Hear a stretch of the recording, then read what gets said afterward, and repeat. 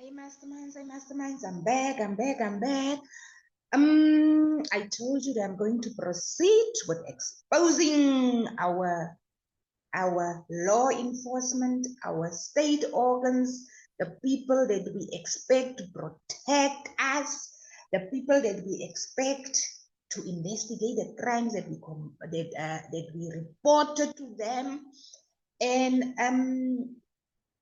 we never expect that these people can just decide that I will never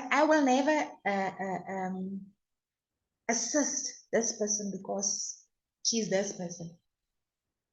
So masterminds, you know what to do in the house. I even forgot to say it in the previous video. My head is still all over the place. Please, when you come in the house, please like the video, please subscribe, please become a member, please share. Let's share the love amongst us. Now, today, I'm going to Dpci precinct. Dpci precinct. So now on 28th November, I received a call from someone called Temba Lungile Mentile. And it was a very, very strange call. In fact, it happens like this. This person sent me a DM, Facebook Messenger, told me that there's serious information of corruption that you want to report that involves crime intelligence, Dpci, politicians, whatever. Now, when it comes to information like that, hey, okay, I shared my WhatsApp number with you and I said, you know what? Call me on WhatsApp, let's talk. And then he called. Now on the 28th of November 2023, 2 minutes past 1 in the afternoon, I sent this message to Warrant Officer Masdorf. It was shortly after this person called me. I also shared the number of the person with me. And my message is like this. He said, someone called Temba called me with an offer to work with him. Now, Temba told me that he is working at crime intelligence. Okay. He says he will be paying me for information that I can give him. And he wants an IT guy who can hack accounts for him and move money into ghost accounts for him. I played along because I want to find out who is behind this and what they actually want to do. I recorded our conversation. I'll be waiting for further movement from his side. This is the message that I sent to Warrant Officer Masdorf. And I also shared the numbers of Temba with him. And yes, that was on 28th November. Me and Masdorf spoke, and we arranged to say, you know what? Something is off. Something is off here. But let me proceed with Temba to see what is he going to come. So now on the 29th of November at around 21 minutes past 9 at night, Temba had shared another person's number with me. That person is called Bongani. He works at Dpci. So now, me being me, I said to myself, you know what? These WhatsApp calls are not going to be able to record them. Let me type so that they can also respond.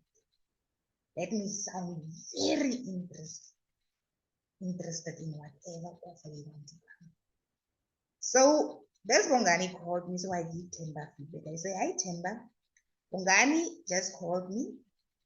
The line was very bad. Can you tell me more about it? And then Temba responded. I say I forward all these messages to Maslow. Let me see.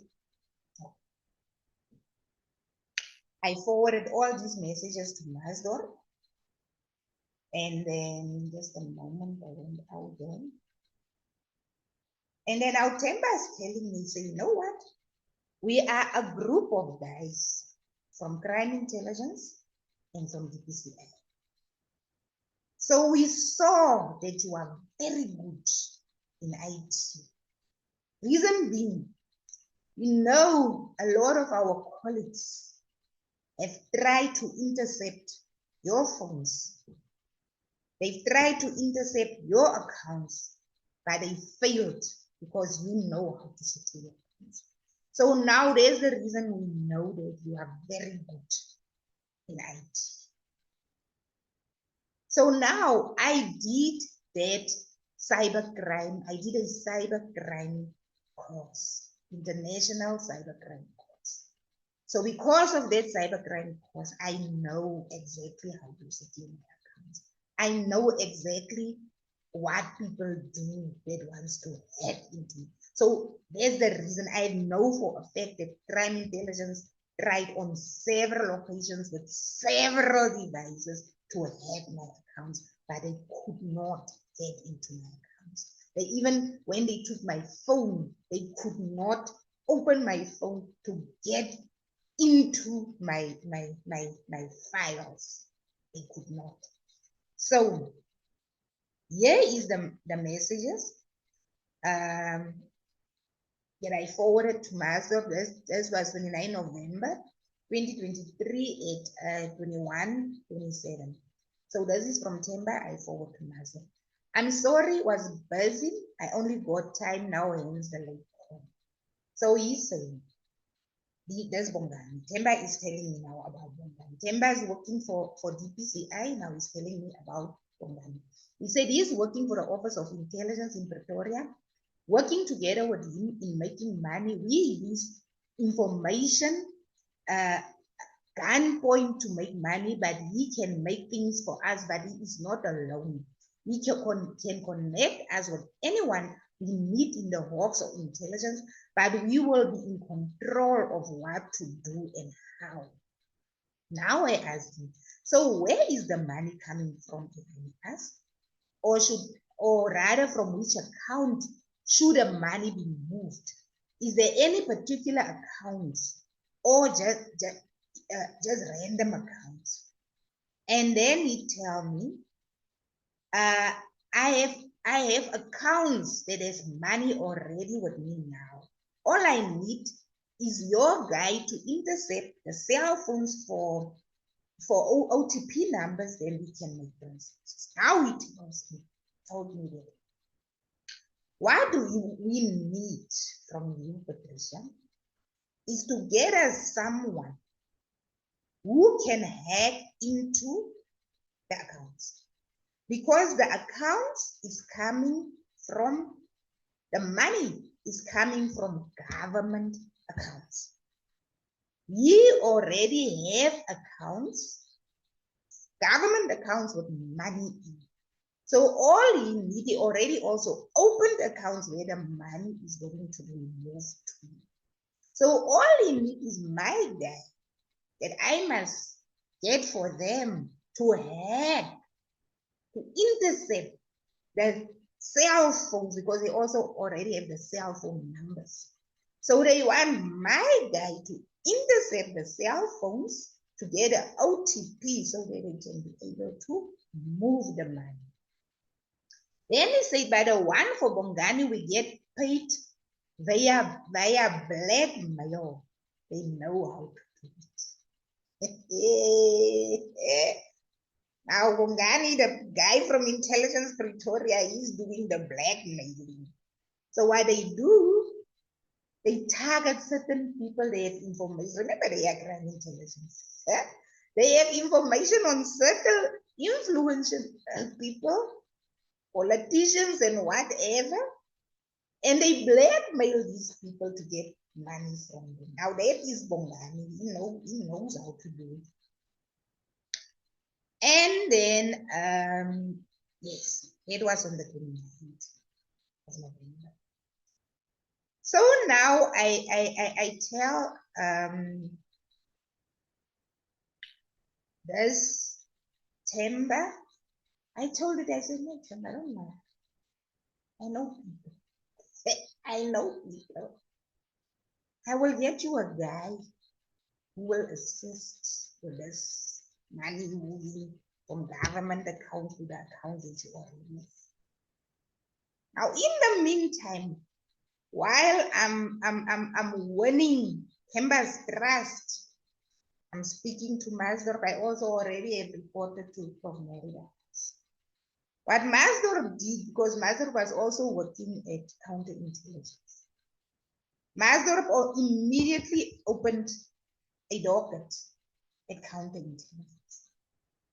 And then we discussed with Masdorp, we said, how are we going to do it? You not go to the police, you open the docket. But then we need another organ of state, law enforcement, because this is big. And the only people who are qualifying to do this is Dpci. So what are we going to do? Okay, we decide, okay, fine, we are going to Dpci. So now, I did have the number of the head of Dpci on my phone. So immediately I tried to call her, she didn't take the call. It was on the 30th of November. I still have the records here on my phone. I called her, she didn't take the call. I sent her a message to say, General Mugabe, I have a huge matter to report. I don't know who to go to. Can you please assist? She said to me, she responded, she said to me, send to me the number of Brigadier Matruos. She said, call Brigadier Matruos, he will assist you. I immediately called Brigadier Matruos, and Brigadier Matruos said, okay, fine, that is on the 30th of November, 2023. Brigadier Matruos asked me, will you be able to come to the office tomorrow? So we can get all the information. I'll be there. On the 1st of December, me and Masdorp went to the offices of Dpci there at Absa. We met with Brigadier Matruos and Colonel Boy. Conveyed the entire story to them. I showed them the conversations between me and Temba. I gave them the numbers of Bongani and Temba. And while we are sitting there, Temba called. While we were sitting with Boy in Matruos, Temba called. I put my phone on speakerphone. And I told, Temba was asking, hey, you know what? We need to move the money urgently. Have you found the IT guy yet? I told Temba, I said, you know what, Temba? Speak to Temba. I said, Temba, the IT guy said, I'm speaking to them now. I'm speaking to the IT guy now. I'm working now as we speak. So can you tell the IT guy what we need? And then Temba started telling me, he said, no, all we need from the IT guy is he can get us, just assist us to hack into the cell phone numbers to get the OTP numbers. Now I asked him the same questions that I asked him before. I said, can you please explain to the IT guy, where are this money being moved from? And the guy said that money are being moved from government departments to our own accounts. We already have open accounts, and this is not the first time that we've been doing it. We've been doing it for a while. I asked Temba, now Temba, this IT guy of me is very, very cautious. So you need to tell him where are you working. He must not find out later that you are a police officer. They must say, no, no, no, no, no. Don't worry about that. I'm working at Dpci, Pretoria.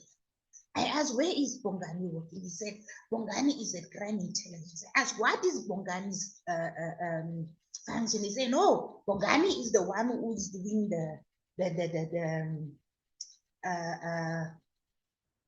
blackmail mailing for us. Now I asked him, now Temba, how much are you going to pay us? He says, it's bad. We are going to start you. If we can move that money, it's a lot of money.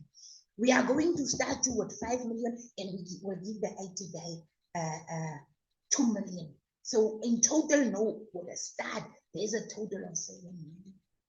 All we need to do, because now we need to move that money. I said, no, Temba, don't worry, don't worry, don't worry. I'm the IT guy now. We will arrange, we will arrange. And Temba said, no, I said, I'll call you later.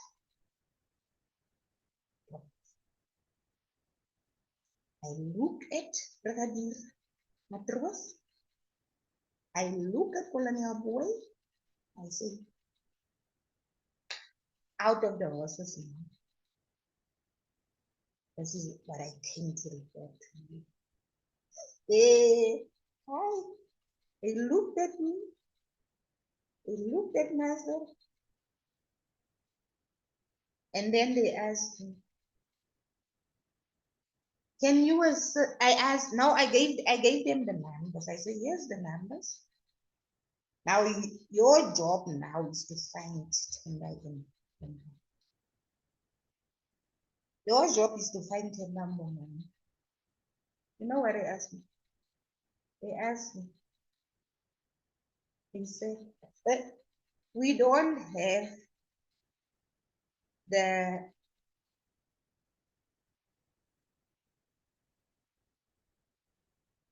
equipment. We don't have the equipment to locate them. Can you maybe assist us with your equipment? Hey, people, I look at myself. I said, hi. I say, people, where do you expect me to get the equipment from? I am a complainant. I came here as a complainant. I came to you, the specialist, Dpci. Where do you expect me to get the equipment from? I gave you everything you need. There's the numbers. You had Temba say he's working at Dpci Pretoria. Is your colleague. You heard Temba say Bongani is working at. How difficult can it be to locate these two with the numbers? Yes, I gave you the numbers. And just to make them aware, I said it. Masdorp opened a file at his office. But it's not his job to investigate. It is my protector. It's not his job to. You are the specialist who are supposed to investigate this, because you are the Dpci. Now, if you tell me you don't have equipment, what now? Now, Brigadier Matros told me, no, we will deal with this matter. We will have a meeting with a general, and we will get back to you. So,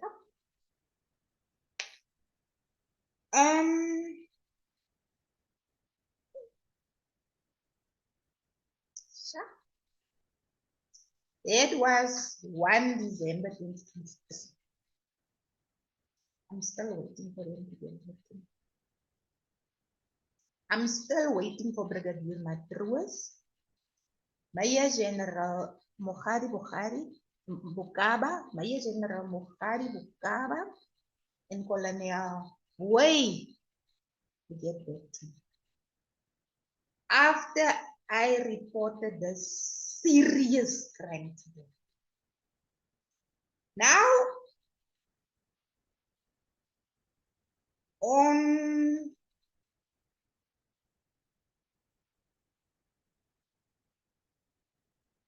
24th January 2024, I asked the general, I said, General,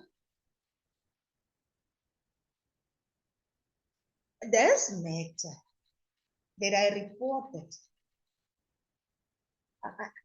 can I meet with you so that I can at least hear what happened? Because the last time I spoke to Brigadier Matros, he said he reported to you, and she told me that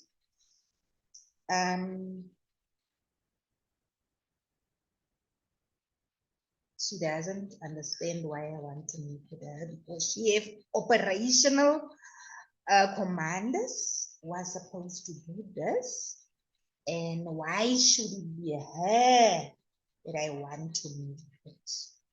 Yes, she said. Now she asked me again, did I know?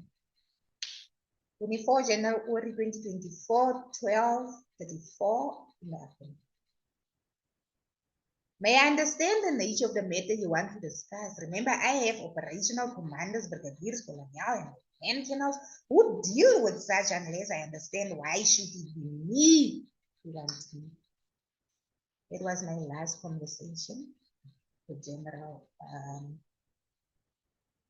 Bukhari Bukara, and I realized that I'm not going to get assistance from Dpci.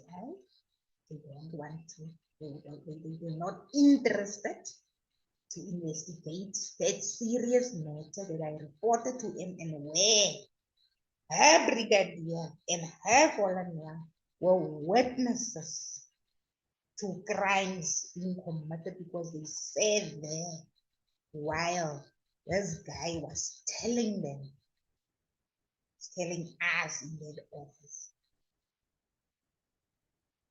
how they steal money from government accounts to their own accounts, how they blackmail people. I realized that Preston is a lost cause. I realized that crimes are being committed in Free State, and the Free State management is well aware of the crimes that they are committed, but they pick and choose which crimes are suitable for them to investigate. That's why I cannot go to Dpci in Free State to commit the crime, because the general has told me that no, I'm not interested to investigate the crimes that you commit. That's actually what she told me in so many words. She told me that she's not interested to investigate the crimes that was reported by me.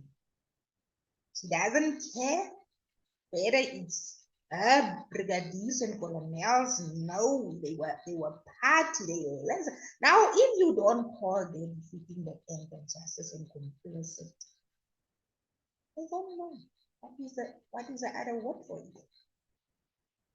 Now, do you understand when I say that there are people will usually tell me, say, go to the police station to report the crimes. Nothing to go to the police station. But when you arrive at a police station and being told that no, Brigadier Dupri must first approve. He must first approve this complaint. And when Brigadier Dupri say no, there's no elements of crime there, because this is a senior prosecutor. This is a senior general. This is a Brigadier Dupri will stand on his word, and no docket will be registered. This is I don't know if it happens in other provinces, but Minister of Justice, Minister of Police, Minister of whatever. This is the challenge that people experience in Free State. When remember an instruction that comes from the provincial subs office to say that if a certain person or if any person comes to the police station to report a case against a senior, that case when you don't register it, regardless of what is the crime that has been committed, that is the modus operandi that have been used in Free State. And Adanga Commission and the portfolio ad hoc need to look into this, because as I say, this incident happened in 2023. This incident happened in 2023. And still today, I'm waiting. That's not open a file, and I believe we can go back. They even charged him departmentally because he was all over the place trying to be a police officer. And they charged him departmentally, and he was even transferred to another department where they rendered him virtually useless, where they rendered him useless. So they take him to a department where you will not be able to be part of identifying and investigating crimes. Taking to a department where he's just going to do inspections. He must just go to stations and wherever and do inspections on files, and there is where he's going to end with him, because he's going to expose the things that we don't want people to know. Now I told you, I'm going to name them, and I'm going to expose them one by one by one. One by one. By the time I'm being called to that commission of inquiry, they will know what I know. I know a lot. I'm not just sitting here. Mind you, you go to the police station to open a case where you get information that a hitman has been appointed to kill your husband. You go to the police station to say, you know what? Here is the recording of the hitman. To going to the person who's supposed to be killed to say, you know what? A general appointed us or appointed someone to come and kill you. Go to the police station where they recorded. When you arrive there, you are being told to say that no, they're not enough elements of crime there. That person who came with the information is still alive. Not there. There's the recording, there's everything. Now the priest said, no, you cannot open a case because there are no elements of crime. So if you cannot go to a police station to open a case against senior members of SAPS, where you have evidence that these people are committing crimes, where must you go? I even want to ask the president. I'm asking the Minister of Police. I'm asking the Minister of Justice. If the police refuse to open a case of me as a complainant, I have the list that I forwarded to the Office of the Minister of Justice of all the cases that I opened that the DPP declined to investigate. But I have information implicating all these prosecutors in crimes. There's the one who knocked down the child, covered up the case. Everyone knows about the case because but no one can do anything because everyone is too afraid to say something. Now, I'm not afraid to say something. I'm not afraid. And if there's allegation, this case must be investigated, but who is going to investigate it? Here in Free State, who is going to investigate it? Because everyone is afraid. The provincial commissioner, everyone is afraid of Lucia, everyone is afraid of whoever. Who's going to investigate this case? Everyone is afraid. Police officers are afraid. Prosecutors are afraid to talk out against this seniors. I know about police officers, a group of police officers who reported crime, but their cases are not being prosecuted. I know about the docket because I was the one who opened the docket, and their statements have been taken. And their docket have been taken to the DPP, and the DPP by IPAD, and the DPP declined to prosecute because the suspect is the provincial commissioner of police in Free State. Suspect is a provincial commissioner of the police in Free State. So now the DPP say no, because this is a friend, this is a very dear friend to me. I'm not going to prosecute. I'm not going to prosecute.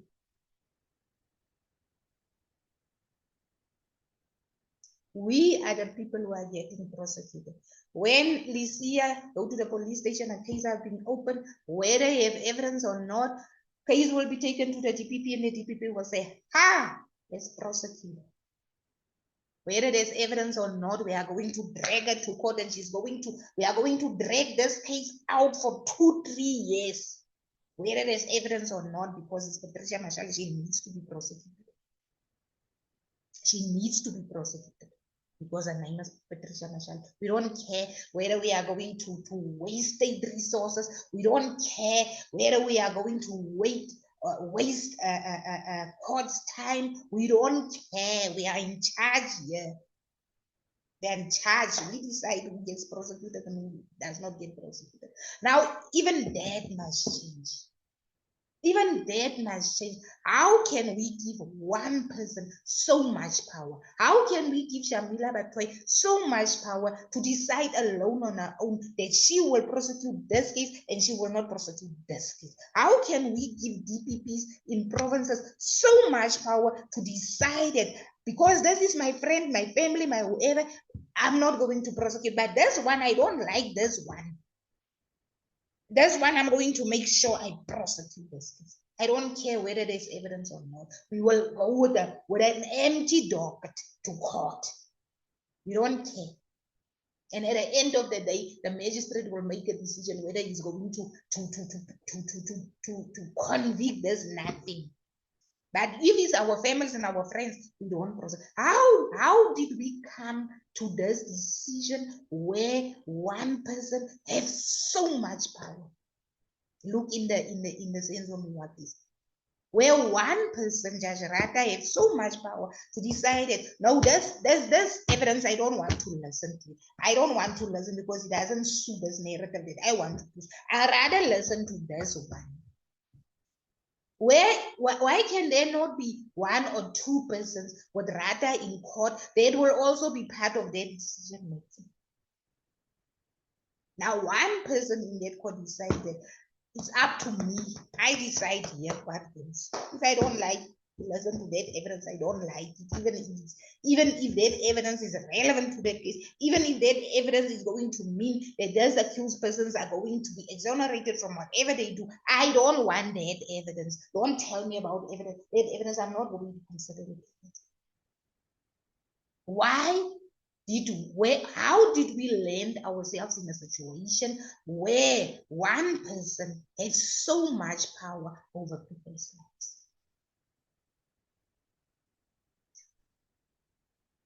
Legislation are made to be changed. Nothing about legislation is cast in stone. So we need to change this NPA Act so that it should rather be a panel of advocates independent advocates, not the head of NPA, because the head of NPA are being appointed by the president. So the president can decide on his own. Even if I do whatever, I appointed you. You can never prosecute me. Independent advocates must be the panel who sit on those dockets to make decisions whether to prosecute or not. Not Shamila Atoyo now. Not the child care on his own. Not Baloy on his own. No. No. Too many innocent people are in jail today because of the Karas who made the decisions on their own. Too many people are in jail for crimes they never committed because of a person, one person, who will already choose a side, decided. Imagine, imagine you land yourself in trouble and you are an enemy to the DPP. And here the DPP say, whoa, gotcha. I told you that one day I'm going to get you. Yeah. What's going to happen to you? The DPP is going to make sure you go to jail, even if they have to create evidence. They are going, and I believe it happened. I believe it already happened. There are people in jail for crimes they never committed because the DPP didn't like them. Because judges don't like your face. I'm going to make sure you go to jail. The good ones are still there. Make no mistake. The good ones are still there. But they are so few. They are so few. And most of them, because they don't want to be part of that anymore, they just give up and they leave. Because they don't want to be there anymore. Because the evil took over and it consumed each and every inch of good that existed in that environment. That is what's currently happening in the campus. The evil are busy consuming us. Sometimes you ask yourself, is this a losing battle that I'm fighting? Is this too big for me? But then I tell myself again, I don't fight losing battles. I will fight a battle until the end. But I will never give over and say, you know what? I lost. I will never, ever give myself over and say that I lost this battle. I will rather just go on and go, knowing that I might lose, but there's also the possibility that I might win. Yes, it's big. If you look at it, it's like you are just a little feather in the ocean. But as long as you can keep your head above the water, as long as you can still breathe and you still have the air in your lungs, there's always hope. And you must not look for the hope, for your hope in other people. You must be your own hope. Because the disappointment of putting your hope in other people is much bigger than the disappointment you might have in yourself.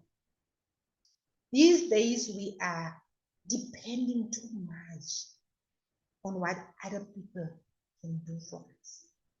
You know what? People even go to church